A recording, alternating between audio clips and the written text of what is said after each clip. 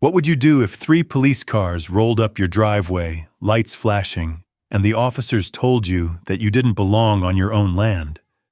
Would you panic, get angry, or stand your ground? Before I dive into what happened to me, do me a quick favor. Hit that subscribe button and drop a comment right now telling me what you think you'd do in that moment, because I'm really curious how many of you would keep your cool the way I had to. All right. Let me take you back to the evening my quiet life on a ranch turned into one of the craziest HOA horror stories you'll ever hear. It was a late Saturday afternoon, that time of day when the sky turns gold and everything slows down. I was standing on my front porch with a mug of coffee in my hand, just watching my horses graze near the fence line, enjoying the peace that I had worked so hard to find. Then I heard it, gravel crunching under heavy tires. I looked up and saw not one, not two, but 3 police cruisers creeping up my long dirt driveway. Their lights were on, spinning red and blue across my barn, my fence, even the windows of my house. My stomach dropped. I hadn't called anyone. I wasn't expecting visitors. And when 3 squad cars show up out of nowhere, your brain instantly goes to worst-case scenarios. Did something happen to a family member? Did they mix me up with someone else? Or was this about her? The first officer stepped out of his car with that calm, serious face you only see on people who have done this 1,000 times. One hand rested near his belt, not exactly threatening, but not relaxed either. The other officers fanned out behind him, scanning the property, eyes moving from the barn to the truck to the house. "Sir?" The lead officer called out. "We received a 911 call about suspicious activity and a possible trespasser on this property. I'm going to need to see some identification." Just like that. No hello, no explanation. My heart hammered in my chest, but on the outside I stayed still, lifted my free hand to show I wasn't a threat, and slowly reached into my pocket with the other. "No problem, officer," I said, as steady as I could. "My name's Marcus. I live here. I own this ranch. Can I ask who called this in?" He glanced down at his notepad. "A Ms. Karen Whitfield," he said. She identified herself as the president of the Willowbrook Homeowners Association. She claims there's an unauthorized person living here, refusing to leave. The second I heard that name, I actually felt myself smile for a split second. Of course it was Karen. Now here's the crazy part. My ranch isn't even in the Willowbrook neighborhood. It sits about half a mile outside the official HOA boundary, on its own piece of land, on its own parcel, with its own rules. I bought it specifically to get away from HOA nonsense. So hearing that she had called the cops on me, claiming I was trespassing on my own property, yeah, that lit a fire in my chest. But losing my temper in front of 3 armed officers? That was not an option. I handed over my ID, pointed toward the gate, and said, "Officer, if you give me a minute, I can bring you the deed and all the paperwork. I bought this property 6 months ago, free and clear. It's not part of Willowbrook, and it's definitely not under their HOA."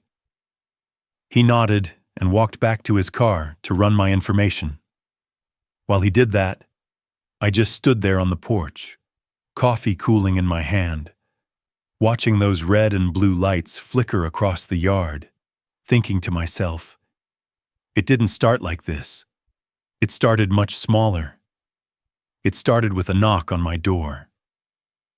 When I first moved out there, I thought I'd found my dream spot. I worked long hours in the city, and this ranch was supposed to be my escape. Big sky, quiet nights, the sound of crickets instead of traffic. The first few weeks were pretty peaceful.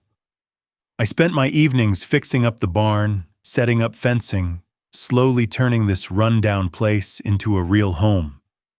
One day, my neighbor Tom stopped by, leaned on the fence, and said, "You know you're lucky you ended up outside the HOA line, right?"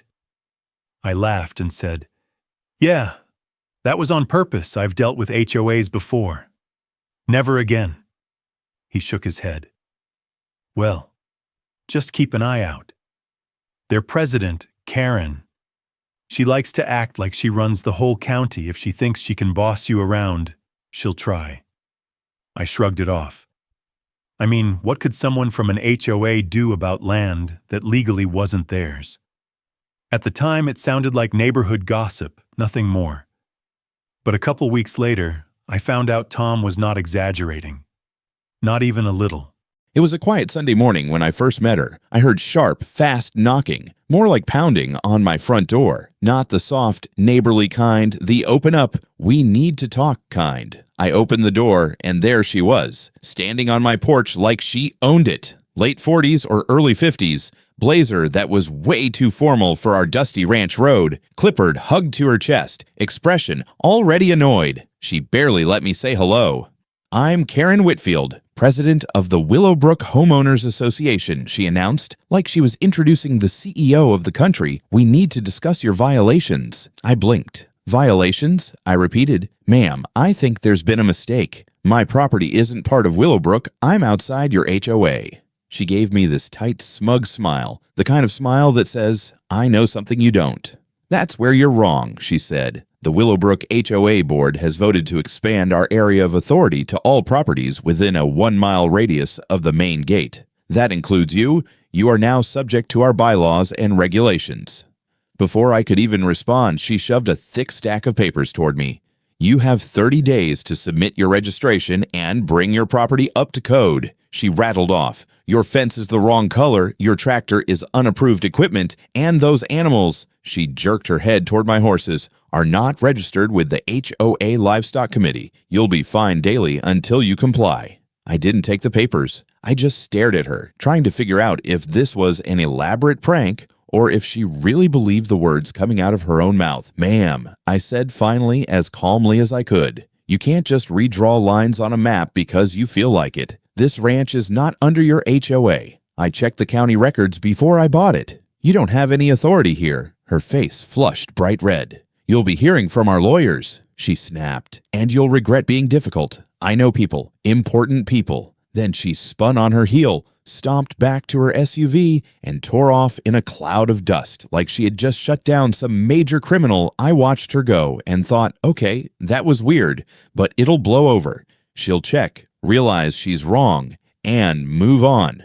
Spoiler alert, she did not move on. Just to be safe, I called the county office the next day. I gave them my parcel number, my address, and asked straight up, is my land part of any HOA or subject to any neighborhood association? The lady on the phone pulled up the records, double-checked everything, and said, "No, sir, your property is completely independent. No HOA attached, no shared restrictions. Whoever told you otherwise is mistaken." That gave me some peace of mind. I called a real estate attorney I knew from work, sent him my documents, and got the same answer. You're in the clear. They literally have zero authority over you. With that reassurance, I figured Karen would hit a wall, realize she'd overstepped, and back off. Instead, that's when the harassment began. At first, it was small things. A paper taped to my gate that looked sort of official but wasn't. Notice of violation, unapproved exterior paint color. A letter in my mailbox threatening a $500 fine for unauthorized livestock. Another one for excessive dust from unpaved driveway. Yes, you heard that right. Dust on a dirt road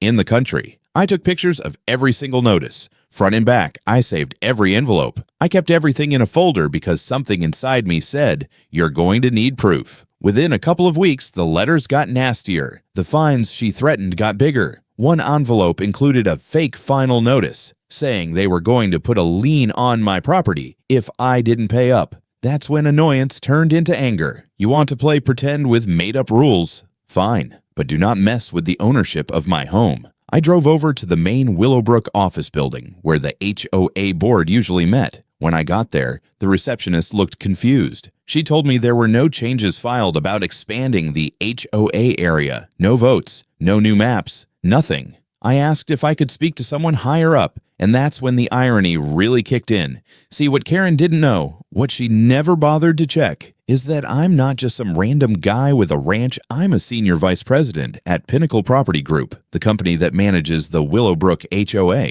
In other words, I sit above the people who sign her checks. I could have ended this with one email, one phone call, one meeting, but I didn't.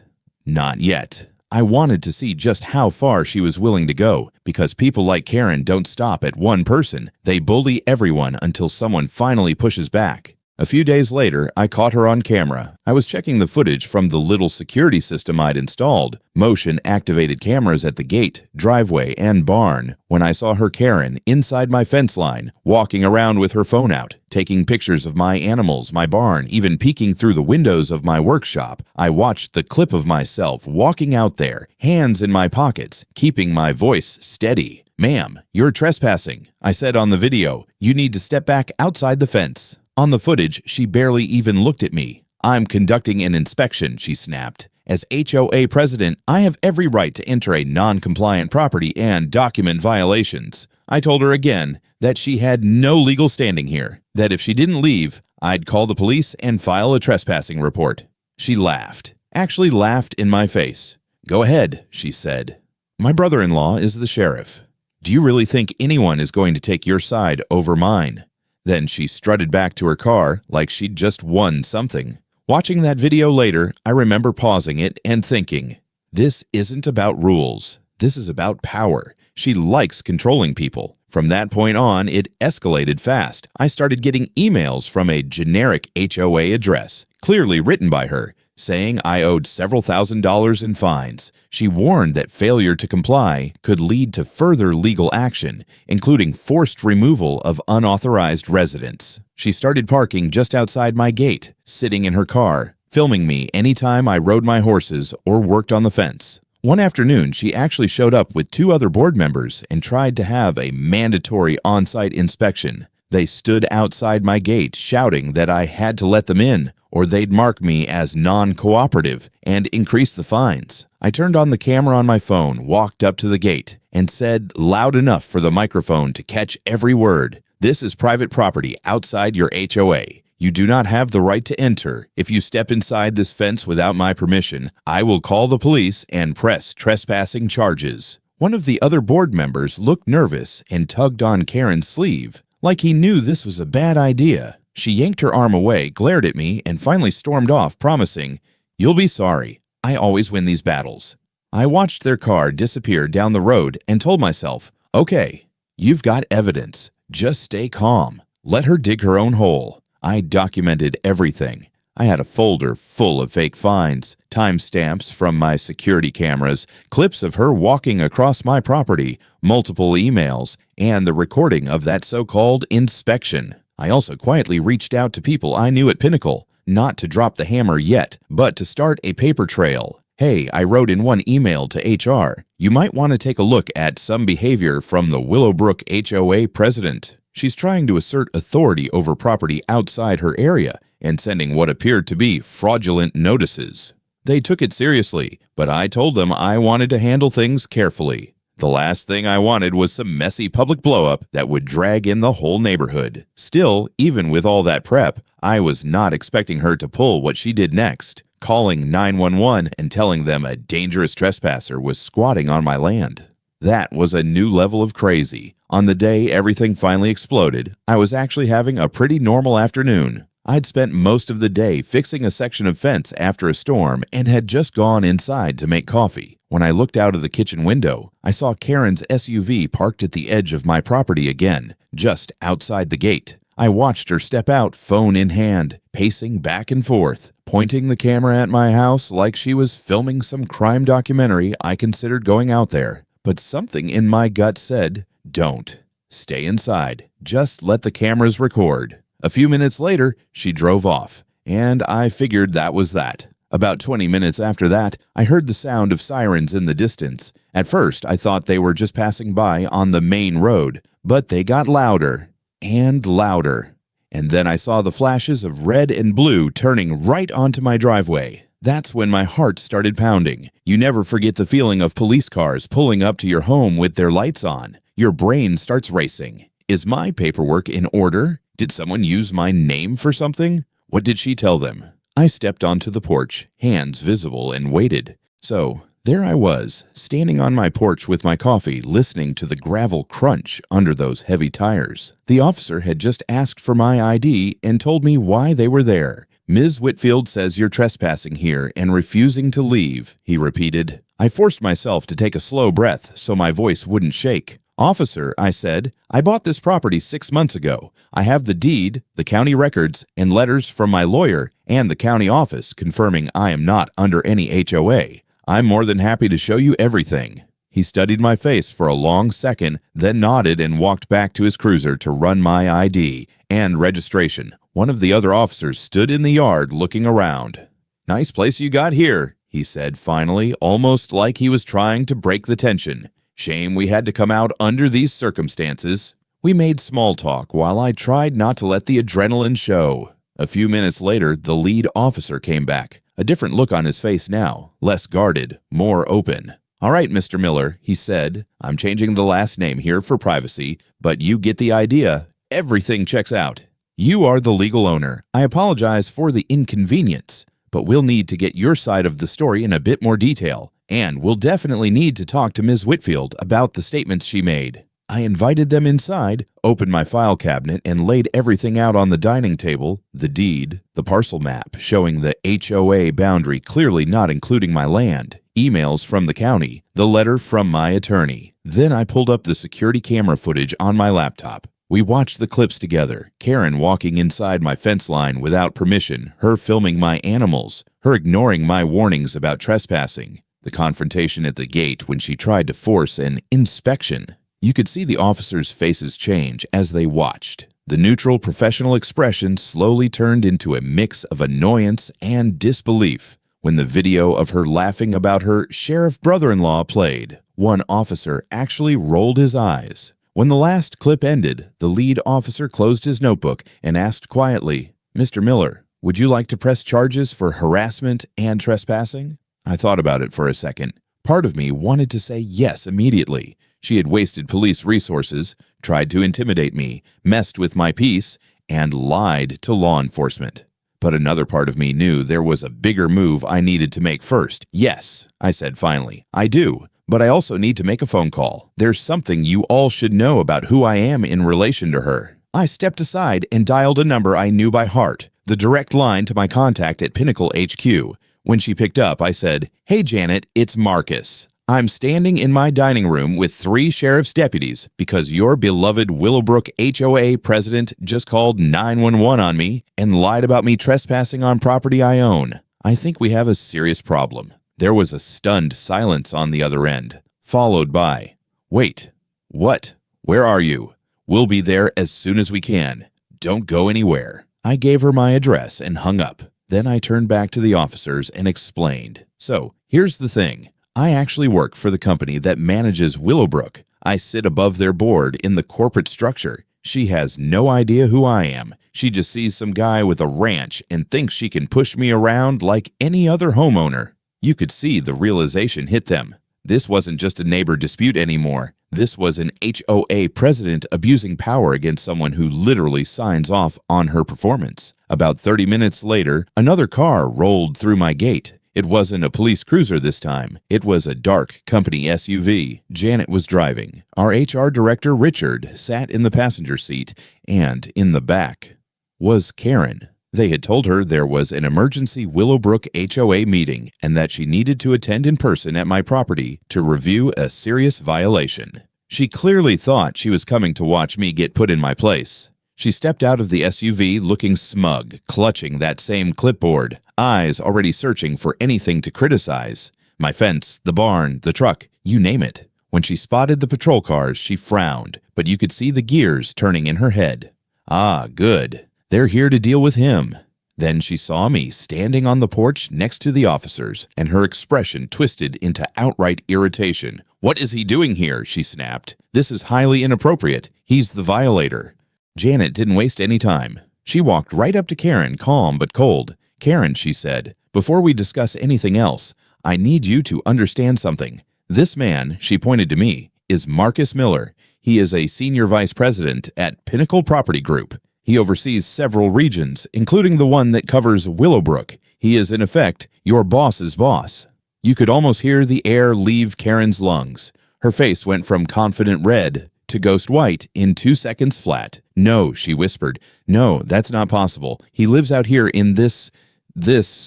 She couldn't even finish the sentence. Richard stepped up next to Janet, holding a folder. "We've reviewed the county records," he said. "Marcus's property is not and has never been under the authority of the Willowbrook HOA. There was no board vote to expand the area. There is no legal basis for any of the fines or notices you've issued. You made all of that up. On top of that, you called 911 and reported him as a trespasser on land he owns, which is a criminal act. The officers here have seen the paperwork and the video evidence." Karen's eyes darted from me to the officers to Janet, then back again. I was doing my job," she stammered. "He refused to comply. The neighborhood has standards. Someone has to enforce them. The board supports me." Janet shook her head slowly.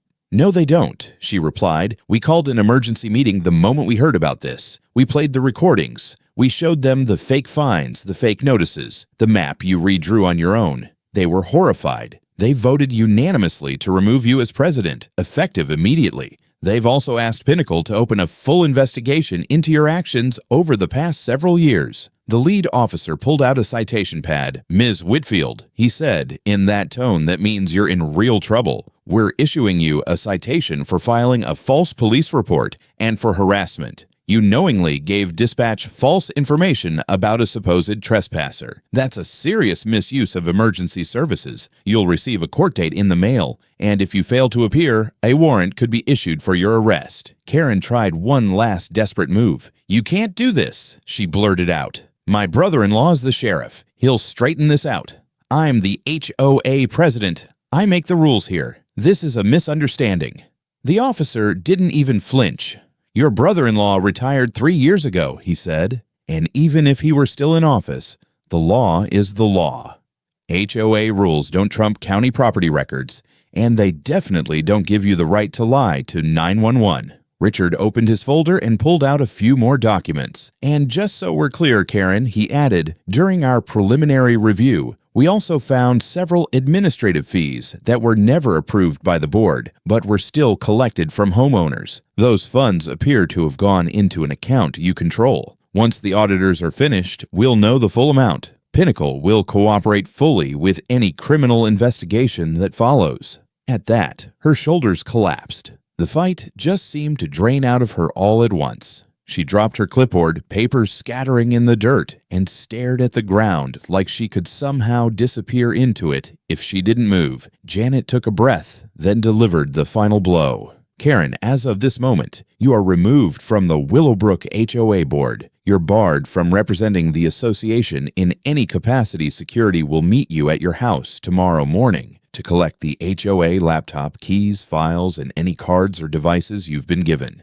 Any attempt to access HOA systems after today will be treated as unauthorized and may be reported to law enforcement." The officers handed her the citation paperwork and walked her back to the SUV. She didn't look at me. She didn't apologize. She just kept her eyes locked on the ground, face burning with the realization that the little kingdom of power she had built, off fear, fake rules, and intimidation, was collapsing in front of everyone. A few weeks later, I got 2 envelopes in the mail that officially wrapped everything up. The first was from the district attorney's office. Karen had pled no contest to filing a false police report and harassment. She'd been given probation, a hefty fine, mandatory community service, and a requirement to attend some kind of counseling program. The second envelope was from the newly formed Willowbrook board. It was a formal letter of apology, signed by every single member. They admitted that Karen had overstepped her authority multiple times, not just with me, but with several other homeowners. They thanked me for documenting everything and for not losing my temper, even when she pushed way beyond what was reasonable. They also mentioned that after a full audit, they had discovered tens of thousands of dollars in fees that weren't recorded properly. That case, they said, was still being handled by the authorities. I set the letters down on my kitchen table,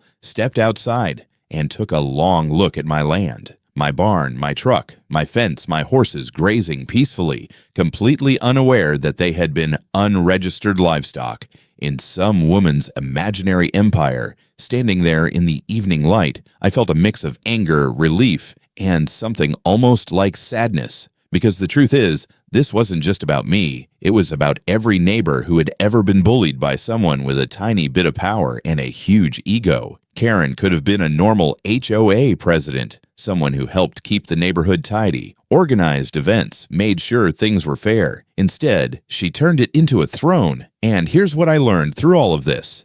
You don't always have to scream, threaten, or throw punches to deal with people like that. Sometimes the most powerful thing you can do is stay calm, document everything, and let their own behavior catch up with them.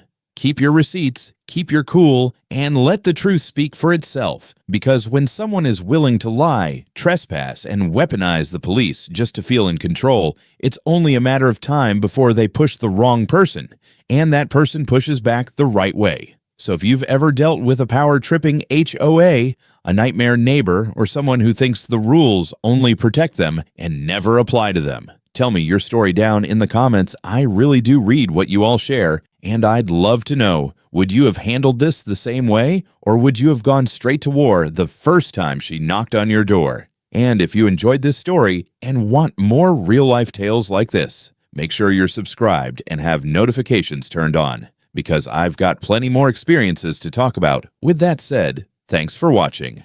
And until next time.